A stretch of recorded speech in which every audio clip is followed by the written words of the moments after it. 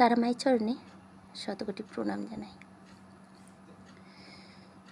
শত বেদনায় কখনো মাগো ছাড়িনি তোমার চরণ, করো আশীর্বাদ ওগো মা জননী, করি গো তোমায় স্মরণ।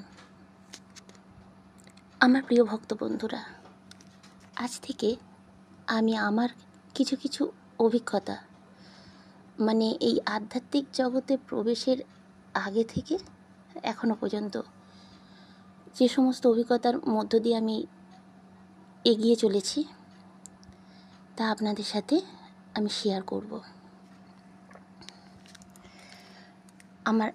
আমার আশা যে আপনারা এর থেকে অনেক বেশি উপকৃত হবেন, বিশেষ করে যারা আধ্যাত্মিকতার সাথে যুক্ত আছেন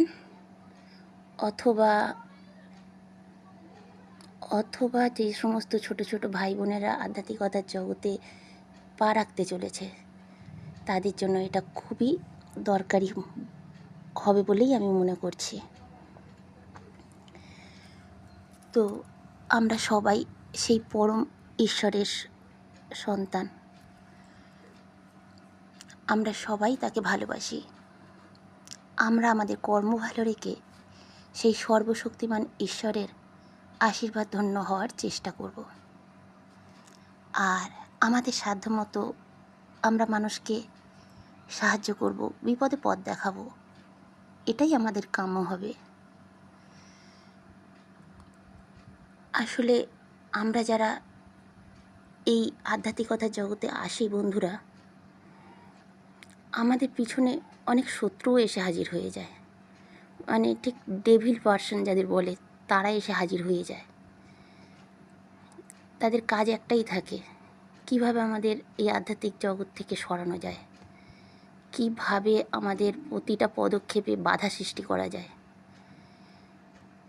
সেই সমস্ত নিয়েই আপনাদের সাথে কিছু কিছু আলোচনা আমি করব।